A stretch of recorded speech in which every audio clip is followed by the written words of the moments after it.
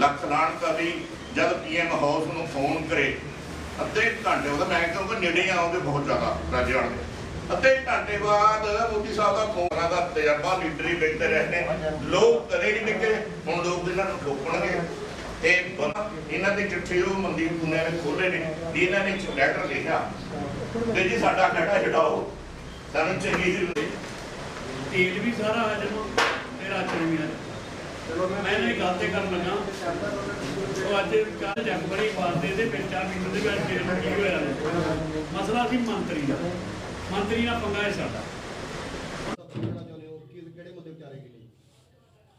पहला तो मैं सारिਆਂ ਨੂੰ फतेह करदा वाहिगुरू जी का खालसा वाहिगुरू जी की फतेह। अज भारतीय किसान यूनियन चड़ौनी दी पंजाब दी जिहड़ी कोर कमेटी ते जिला प्रधानां दी जिहड़ी मीटिंग पहली मीटिंग असीं सद्दी आ प्रधान बनन तो बाद जिन्ने इत्थे पहुँचे ने ते प्रैस मैं सारिਆਂ ਦਾ धन्नवाद करदा। मुद्दे साडे उही किसानी ने जिहड़े मुद्दे साडे दिल्ली तो असीं छड्ड के आए सी वो भी विच रहिंदे ने उन्हां मुद्दिआं ते विचार होई। किस तरह के मुद्दे जिहड़े कहने दिल्ली छड्ड के किहड़े मुद्दों दे जारी विचार विमर्श होए? जदों 3 कानून साडे वापस होए प्रधानमंत्री ने 3 कानून ते वापस लै लए MSP ते गारंटी बनाउण दा जिहड़ा वादा कीता सी वो पूरा नहीं कीता। उस तो बाद जिहड़े साडे किसानां ते परचे दर्ज होए सीगे वो अजे सिर्फ चंद क परचे वापस लै गए ने बाकी सारे उवें दे उवें खड़े ने। तीजा लखीमपुर खीरी कांड दे विच जिहड़ा दोषी आ वो अजे भी बाहर आ ते उहदा जिहड़ा बाप आ दोषी दा वो अजे भी मंत्री आ ते उन्हां ने एक नवां काम कर दिता भी जिहड़ा साडा गवाह सीगा उहदा मेन उहनूं हुण सरकार बनन तो बाद फिर कुੱਟਿਆ गया। ਉਹਦੇ ਲਈ SKM ਦੀ ਜਿਹੜੀ ਕਾਲ ਹੈਗੀ ਆ ਉਹ ਇਹ ਆ ਵੀ 21 ਤਰੀਕ ਨੂੰ ਅਸੀਂ ਜਿਹੜੇ ਜ਼ਿਲ੍ਹਾ ਹੈੱਡਕੁਆਟਰਾਂ ਦੇ ਉੱਪਰ ਜਾ ਕੇ ਆਪਣਾ ਰੋਸ ਮਾਰਚ ਕਰਕੇ DC ਸਾਹਿਬ ਨੂੰ ਮੰਗ ਪੱਤਰ ਦੇਣੇ ਆ ਜਿਹੜੇ ਕਿ ਆਪਣੇ ਰਾਸ਼ਟਰਪਤੀ ਦੇ ਨਾਮ ਚੱਲਦੇ ਆ। ਤੇ ਮੈਸੇਜ ਕੀ ਹੈਗਾ ਜਥੇਬੰਦੀਆਂ ਨੂੰ ਮੈਸੇਜ ਆ ਵੀ ਸਾਰੇ ਇਹਨਾਂ ਮੁੱਦਿਆਂ ਤੇ ਇਕੱਠੇ ਹੋ इन्हां मुद्दों के इकट्ठे होकर ये जी लड़ाई है दोबारे लड़नी पैनी क्योंकि पंजाब के हालात इन्ने क बेहतर हो चुके आ कि पंजाब नूं हर पासों मारन दे लई कोई ना कोई नवां तरीका लभ्या जांदा। तुसीं प्रैस वाले जे जानते जे हुण भी जो कोई सड़ना होया इन्हां वोटां दे विच ये तो असीं भली भांत जानते जे।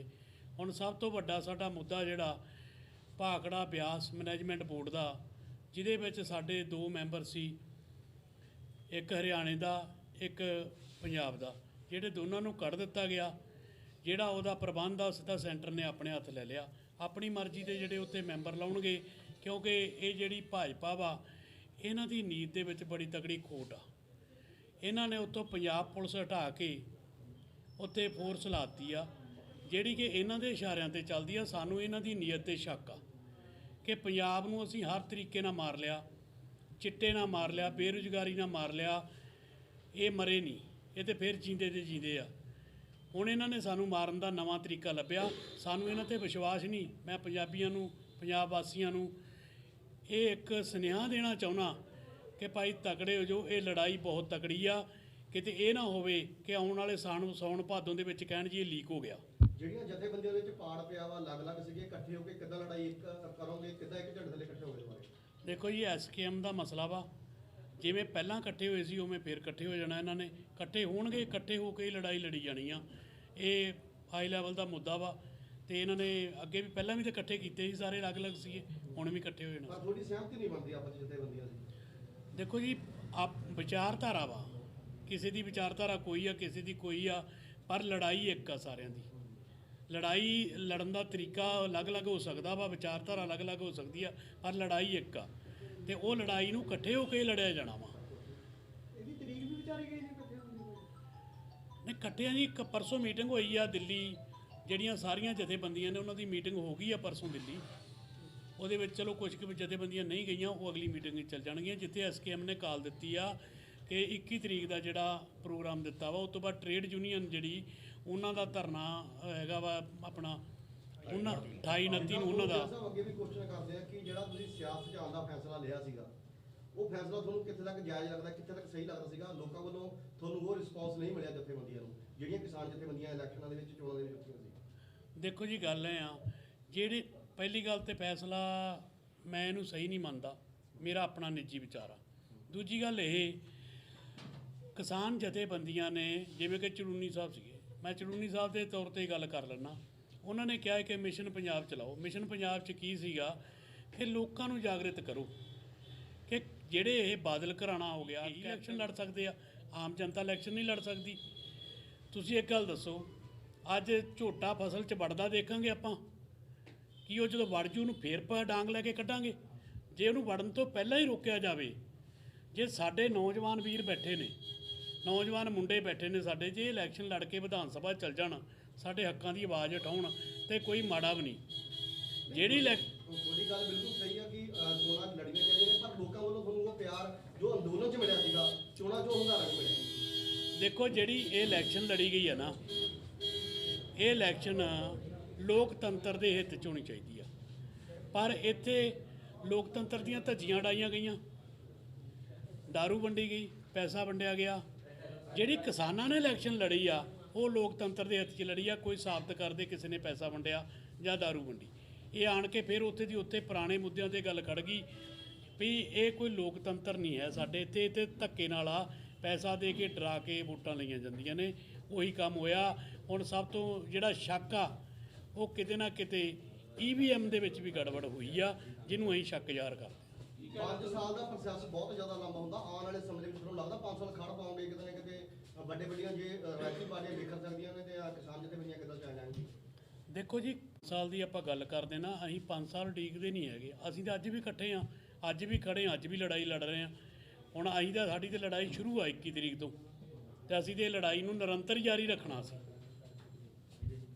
ਕੀ ਕਹਿਣਾ ਚਾਹੁੰਦੇ ਹੋ? ਇਲੈਕਸ਼ਨਾਂ ਸੰਬੰਧੀ ਕਿਹਾ ਗਿਆ ਸੀ ਵੀ 40,000 ਰੁਪਏ ਤੱਕ ਜਿਹੜਾ ਹੈਗਾ ਇਲੈਕਸ਼ਨ ਦੇ ਵਿੱਚ ਖਰਚਾ ਕਰ ਸਕਦੇ ਨੇ, ਪਰ ਇੱਥੇ ਦੂਜੀਆਂ ਪਾਰਟੀ ਨੂੰ ਕਰੋੜਾਂ ਰੁਪਏ ਦਾ ਕੀਤਾ ਗਿਆ।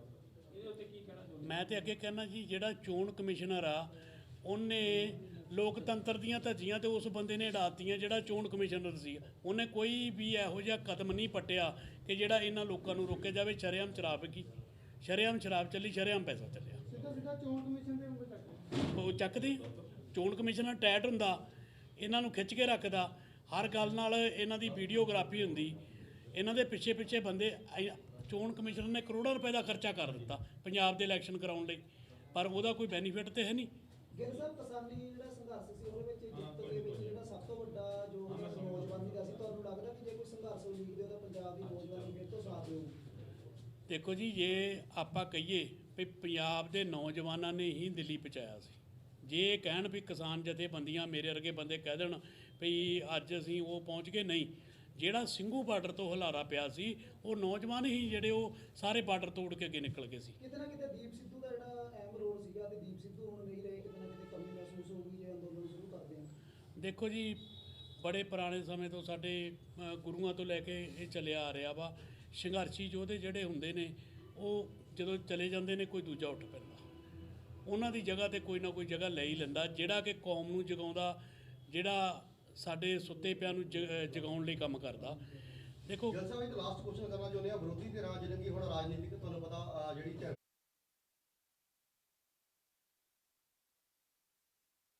ਅਗਰ ਆਪਣੀਆਂ ਗੱਲਾਂ ਦੇ ਉੱਤੇ ਨਹੀਂ ਪੂਰਾ ਕਰੇ ਤਾਂ ਵਿਰੋਧੀ ਧਿਰਾਂ ਵਿਰੋਧ ਕਰਨਗੀਆਂ। ਤੁਹਾਡੀ ਜਥੇਬੰਦੀ ਕਿੱਦਾਂ, ਅਗਰ ਨਹੀਂ ਉਹ ਪੂਰਾ ਉਤਰਨਗੇ, ਕਿੱਦਾਂ ਵਿਰੋਧ ਕਰੋਗੇ? ਦੇਖੋ ਜੀ, ਸਾਡੀਆਂ ਤੇ ਦਰੀਆਂ ਗੱਡੀਆਂ 'ਚ ਰੱਖੀਆਂ ਨੇ, ਜੇ ਨਹੀਂ ਉਤਰਨਗੀਆਂ ਅਸੀਂ ਤਾਂ ਦਰੀ ਵਿਛਾ ਕੇ ਬੈਠਣ ਵਾਲੇ ਆ। ਅਸੀਂ ਤਾਂ ਵਿਰੋਧ ਸ਼ੁਰੂ ਕਰਾਂਗੇ ਹੀ, ਪਰ ਅਸੀਂ ਇੰਨੀ ਜਲਦੀ ਨਹੀਂ ਕਰਾਂਗੇ। ਘੱਟੋ ਘੱਟ ਉਹਨਾਂ ਨੂੰ ਕੁਰਸੀਆਂ ਤੇ ਬੈਠਣ ਤੇ ਦਿਓ, ਉਹਨਾਂ ਦਾ ਸਮਾਂ ਤੇ ਦੇਖੋ ਉਹ ਕੀ ਕਰਦੇ ਆ। ਪਰ ਇੱਕ ਗੱਲ ਮੈਂ ਕਹਿ ਦੇਣਾ ਚਾਹੁੰਦਾ ਤੁਹਾਡੇ ਮਾਧਿਅਮ ਰਾਹੀਂ, ਮੀਡੀਆ ਦੇ ਰਾਹੀਂ, ਭਈ ਜਨਤਾ ਦਾ ਵਿਸ਼ਵਾਸ ਉੱਠ ਜਾਣਾ ਇਸ ਵਾਰੀ। ਜੇਕਰ ਇਹਨਾਂ ਨੇ ਵੀ ਉਹੀ ਰਵਾਇਤੀ ਪਾਰਟੀਆਂ ਵਾਲਾ ਕੰਮ ਕੀਤਾ, ਜਨਤਾ ਗਾਂ ਕਿਸੇ 'ਤੇ ਵਿਸ਼ਵਾਸ ਨਹੀਂ ਕਰੂਗੀ ਕਦੀ ਵੀ, ਕਿਉਂਕਿ ਲਾਸਟ ਚਾਂਸ ਆ, ਲਾਸਟ ਵਿਸ਼ਵਾਸ। ਭਗਵੰਤ ਮਾਨ ਨੇ ਟਵੀਟ ਕਰਕੇ ਕਿਹਾ ਕਿ ਅੱਜ ਇੱਕ ਇਤਿਹਾਸਕ ਫੈਸਲਾ ਲਿਆ ਜਾਊਗਾ ਜੋ ਕਿ ਕਿਸੇ ਵੀ ਰਵਾਇਤੀ ਪਾਰਟੀ ਨੇ ਨਹੀਂ ਲਿਆ। ਤੁਹਾਨੂੰ ਲੱਗਦਾ ਕਿ ਕਿਹੜਾ ਫੈਸਲਾ ਹੋ ਸਕਦਾ? ਦੇਖੋ ਜੀ, ਇਹ ਤਾਂ ਉਹਨਾਂ ਦੀ ਜਿਹੜੀ ਪਾਰਟੀ ਆ, ਆਮ ਆਦਮੀ ਪਾਰਟੀ ਆ, ਕਿਉਂਕਿ ਫੈਸਲਾ ਅਜੇ ਬਾਹਰ ਨਹੀਂ ਆਇਆ। ਹੁਣ ਹੋ ਸਕਦਾ ਕੀ ਫੈਸਲਾ ਲੈ ਸਕਦੇ ਆ ਇਤਿਹਾਸਕ, ਇਹ ਤਾਂ ਉਹਨਾਂ ਨੂੰ ਪਤਾ ਹੋਊਗਾ, ਜਾਂ ਤਾਂ ਕੋਈ ਪਹਿਲਾਂ ਪਤਾ ਹੋਵੇ ਵੀ ਤੁਹਾਨੂੰ ਦੱਸੀਏ। ਜਿਹੜੇ ਇਤਿਹਾਸਕ ਫੈਸਲੇ ਤੇ ਇਹੀ ਕਰਨਗੇ ਵੱਧ ਤੋਂ ਵੱਧ ਵੀ ਅਸੀਂ ਆ ਸਕੂਲਾਂ 'ਚ। ਚੜੂਨੀ ਦਾ ਲੋਕਾਂ ਵਾਸਤੇ ਕੀ ਮੈਸੇਜ ਹੈ? ਲੋਕਾਂ ਨੂੰ ਤੁਸੀਂ ਕੀ ਕਹਿਣਾ ਚਾਹੁੰਦੇ ਹੋ, ਕਿੱਦਾਂ ਜਾਗਰੂਕ ਕਰਨਾ ਚਾਹੁੰਦੇ ਹੋ ਆਪਣੇ ਹੱਕਾਂ ਪ੍ਰਤੀ? ਦੇਖੋ ਜੀ, ਭਾਰਤੀ ਕਿਸਾਨ ਯੂਨੀਅਨ ਦਾ ਸਭ ਤੋਂ ਵੱਡਾ ਮੈਸੇਜ ਆ ਜਾਤ ਪਾਤ ਧਰਮ ਤੋਂ ਉੱਪਰ ਉੱਠ ਕੇ ਇਨਸਾਨੀਅਤ ਲਈ ਕੰਮ ਕਰੋ। ਸਭ ਤੋਂ ਵੱਡੀ ਗੱਲ ਆ ਇਹ ਜਿਹੜੇ ਸਾਨੂੰ ਧਰਮਾਂ ਦੇ ਵਿੱਚ ਜਾਤ ਪਾਤ 'ਚ ਵੰਡ ਕੇ ਸਾਡੇ ਤੋਂ ਕੰਮ ਲੈ ਜਾਂਦੇ, ਇਹ ਛੱਡ ਕੇ ਸਿਰਫ ਸਾਡੀ ਆਉਣ ਵਾਲੀ ਜਿਹੜੀ ਨੌਜਵਾਨ ਪੀੜ੍ਹੀ ਆ ਉਹਨਾਂ ਨੂੰ ਕਿਵੇਂ ਸੇਧ ਦੇਣੀ ਆ ਉਹਦੇ ਲਈ ਕੰਮ ਕਰਨਾ। ਤੇ ਜਿਹੜੇ ਸਾਡੇ ਕਿਸਾਨੀ ਦੇ ਮੁੱਦੇ ਲਟਕਦੇ ਆ, ਦੇਖੋ ਅੱਜ ਤੱਕ ਮੈਂ ਇੱਕ ਗੱਲ ਕਹਿਣੀ ਚਾਹੁੰਦਾ, ਜਥੇਬੰਦੀਆਂ ਤੁਰੀਆਂ ਫਿਰਦੀਆਂ, ਇਹਨਾਂ ਨੂੰ ਇਹ ਪੁੱਛੋ ਵੀ ਸਵਾਮੀਨਾਥਨ ਰਿਪੋਰਟ ਕੀ ਆ। ਕਿਸੇ ਨੂੰ ਸਵਾਮੀਨਾਥਨ ਰਿਪੋਰਟ ਦਾ ਨਹੀਂ ਪਤਾ ਪੂਰਾ, ਕਿਉਂਕਿ ਸਵਾਮੀਨਾਥਨ ਰਿਪੋਰਟ ਆ ਜਿਹੜੀ 250 ਪੰਨਿਆਂ ਦੀ ਆ, ਅਜੇ ਤੱਕ ਉਹ ਕਿਤੇ ਛਪੀ ਹੋਈ ਨਹੀਂ। ਨਾ ਕਿਸੇ ਰਾਜਨੀਤਿਕ ਪਾਰਟੀ ਨੇ ਛਾਪੀ ਆ, ਨਾ ਕਿਸੇ ਜਥੇਬੰਦੀ ਨੇ ਕਿਹਾ ਵੀ ਇਹਨੂੰ ਛਪਾ ਕੇ ਘੱਟੋ ਘੱਟ, ਉਹ ਹੈ ਵੀ ਇੰਗਲਿਸ਼ ਦੇ ਵਿੱਚ ਆ ਸਾਰੀ, ਜਿਹੜੀ ਇੰਗਲਿਸ਼ ਦੇ ਵਿੱਚ ਰਿਪੋਰਟ ਆ ਉਹਨੂੰ ਕਿਤੇ ਵੀ ਅੱਜ ਤੱਕ ਇਹ ਨਹੀਂ ਕੀਤਾ ਗਿਆ ਕਿ ਇਹਦੀ ਪੰਜਾਬੀ ਕਰਾ ਕੇ ਅਸੀਂ ਪੰਜਾਬ 'ਚ ਵੰਡੀਏ, ਲੋਕ ਪੜ੍ਹਦੇ ਰਹਿਣ। ਸਿਰਫ ਇੱਕ ਪੈਰੇ ਦਾ ਸਾਨੂੰ ਪਤਾ ਵੀ ਸਵਾਮੀਨਾਥਨ ਰਿਪੋਰਟ 'ਚ ਇਹ ਕਿਹਾ ਗਿਆ ਸੀ ਵੀ ਜੋ ਸਾਡਾ ਸਮਰਥਨ ਮੁੱਲ ਆ ਉਹ ਤੋਂ 50% ਵੱਧ ਦੇ ਕੇ ਕਿਸਾਨਾਂ ਦਾ ਜਿਹੜਾ ਉਹ ਪੈਦਾ ਕੀਤਾ। ਤੁਸੀਂ ਰਿਪੋਰਟ ਬਾਰੇ ਗੱਲ ਕਰਤੀ, ਤੁਸੀਂ ਇਹਨੂੰ ਕਿੱਦਾਂ ਪੰਜਾਬੀ 'ਚ ਟ੍ਰਾਂਸਲੇਟ ਕਰਕੇ ਲੋਕਾਂ ਤੱਕ ਪਹੁੰਚਾਓਗੇ? ਨਹੀਂ, ਅਸੀਂ ਅੱਜ ਦੇ ਇਹ ਸਰਕਾਰਾਂ ਨੇ ਪਹੁੰਚਾਉਣੀ ਆ। ਜਦੋਂ ਸਵਾਮੀਨਾਥਨ ਰਿਪੋਰਟ ਲਾਗੂ ਹੀ ਨਹੀਂ ਕਰਦੇ, ਅਸੀਂ ਤਾਂ ਹਰ ਵਾਰੀ ਮੰਗ ਕਰਦੇ ਹਾਂ ਕਿ ਸਵਾਮੀਨਾਥਨ ਰਿਪੋਰਟ ਲਾਗੂ ਕੀਤੀ ਜਾਵੇ। ਮੋਦੀ ਸਾਹਿਬ ਜਿੱਦਣ ਬਣੇ ਸੀ ਉਹਨਾਂ ਨੇ ਵੀ ਉਦੋਂ ਇੱਕ ਗੱਲ ਕਹੀ ਸੀਗੀ, ਮੋਦੀ ਸਰਕਾਰ ਬਣਨ 'ਤੇ ਵੀ ਅਸੀਂ ਸਵਾਮੀਨਾਥਨ ਰਿਪੋਰਟ ਲਾਗੂ ਕਰਾਂਗੇ। ਅੱਜ ਕਿੰਨੇ ਸਾਲ ਹੋ ਗਿਆ, ਆ ਰਿਪੀਟ ਵੱਜ ਗਈ ਦੁਬਾਰੇ, ਅਜੇ ਤੱਕ ਵੀ ਕੋਈ ਸਵਾਮੀਨਾਥਨ ਰਿਪੋਰਟ ਦਾ ਮੁੱਦਾ ਨਹੀਂ। ਹਾਂਜੀ, ਅਸੀਂ ਤਾਂ ਕਹਿੰਦੇ ਆ, ਸਰਕਾਰ ਨੂੰ ਕਹਿੰਦੇ ਆ ਵੀ ਜਾਂ ਇਹਨੂੰ ਜਿੰਨੀ ਵੀ ਜਲਦੀ ਹੁੰਦਾ ਵਾ ਇਹ ਸਵਾਮੀਨਾਥਨ ਰਿਪੋਰਟ ਨੂੰ ਲਾਗੂ ਕੀਤਾ ਜਾਵੇ, ਜਿਹਦੇ ਨਾਲ ਕਿਸਾਨ, ਇਕੱਲੀ ਕਿਸਾਨਾਂ ਬਾਰੇ ਨਹੀਂ ਲਿਖਿਆ, ਸਵਾਮੀਨਾਥਨ ਰਿਪੋਰਟ ਨੂੰ ਪੜ੍ਹੋ, ਉਹਦੇ ਬਾਰੇ ਬਹੁਤ ਕੁਝ ਲਿਖਿਆ, ਹਰ ਇੱਕ ਵਰਗ ਬਾਰੇ ਲਿਖਿਆ। ਉਸ ਬੰਦੇ ਨੇ ਜਿਹੜਾ ਉੱਤੇ ਰਿਸਰਚ ਕੀਤੀ ਆ ਨਾ, ਉਹ ਬਹੁਤ ਵੱਡੀ ਆ।